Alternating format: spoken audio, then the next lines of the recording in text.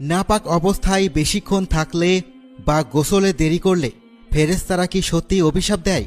নাপাক ব্যক্তির প্রতিটি চুলের গোড়ায় শয়তান থাকে, এটি কতটা সত্যি? অপবিত্র অবস্থায় বেশিক্ষণ থাকলে কি কি ক্ষতি হয়? একজন মুসলমান হিসেবে এগুলো জানা আমাদের অবশ্যই প্রয়োজন, তাই ভিডিওটি শেষ পর্যন্ত দেখতে থাকুন। প্রিয় ভাই ও বোনেরা, আপনারা কি চান না যে আল্লাহ তাআলা আপনাকে ভালোবাসুন? পবিত্রতা অর্জনই যথেষ্ট কারণ আল্লাহর ভালোবাসা লাভের জন্য।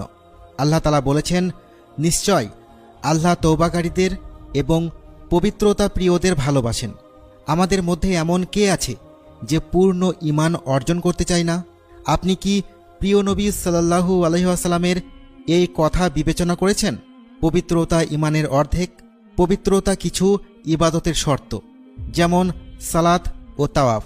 মুসলিমরা অন্যদের থেকে পরিচ্ছন্নতা ও পবিত্রতায় আলাদা। ইসলাম আমাদের পবিত্রতার নির্দেশ দিয়েছে এবং এটি বাধ্যতামূলক করেছে যেন আমরা আল্লাহ তাআলার ফরজকৃত ইবাদতগুলো যথাযথভাবে পালন করতে পারি। মুসলিমদের জন্য উচিত, যারা আল্লাহর ভালোবাসা অর্জন করতে চায় তারা যেন সব সময় পবিত্র থাকে। এখন প্রশ্ন হলো, নাপাক অবস্থায় ঘর থেকে বের হওয়ার বিধান কি?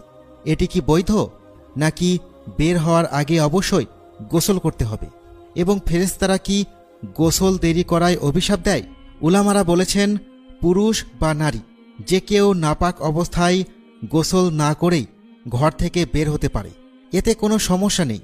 এই বিষয়ে হাদিসে বর্ণিত হয়েছে, আবু হুরায়রা রাদিয়াল্লাহু তাআলা আনহু বলেছেন, নবী সাল্লাল্লাহু আলাইহি ওয়াসাল্লাম একদিন মদিনার এক রাস্তায় তাকে পেলেন। তখন তিনি নাপাক ছিলেন। তিনি লুকিয়ে গিয়ে গোসল করলেন। পরে নবী সাল্লাল্লাহু আলাইহি ওয়াসাল্লাম তাকে খুঁজে পেয়ে বললেন, তুমি কোথায় ছিলে হে আবু হুরায়রা? তিনি বললেন, ইয়া রাসূলুল্লাহ, আমি নাপাক অবস্থায় ছিলাম, তাই আপনার সঙ্গে বসতে সংকোচ বোধ করেছি। তখন নবী সাল্লাল্লাহু আলাইহি ওয়াসাল্লাম বললেন, সুবহানাল্লাহ, মুমিন অপবিত্র হয় না। তবে নাপাক অবস্থায় সালাতের সময় কাজা হওয়ার মতো দীর্ঘ সময় গোসল দেরি করা বৈধ নয়। আর নবী সাল্লাল্লাহু আলাইহি ওয়াসাল্লাম থেকে এই বিষয়ে কোনো প্রমাণ নেই যে ফেরেশতারা নাপাক ব্যক্তিকে প্রতিটি পদক্ষেপে অভিশাপ দেয় বা তারা তখন পর্যন্ত অভিশাপ দেয় যতক্ষণ না সে গোসল করে। এমনকি এই কথাটিও প্রমাণিত নয় যে নাপাক ব্যক্তির প্রতিটি চুলের নিচে শয়তান থাকে। তবে নবী করিম সাল্লাল্লাহু আলাইহি ওয়াসাল্লাম বলেছেন, ফেরেশতারা নাপাক ব্যক্তির কাছে আসে না যতক্ষণ না সে গোসল বা ওযু করে। শাফেঈ ও হাম্বলী ফকিরা বলেছেন, নাপাক ব্যক্তি যদি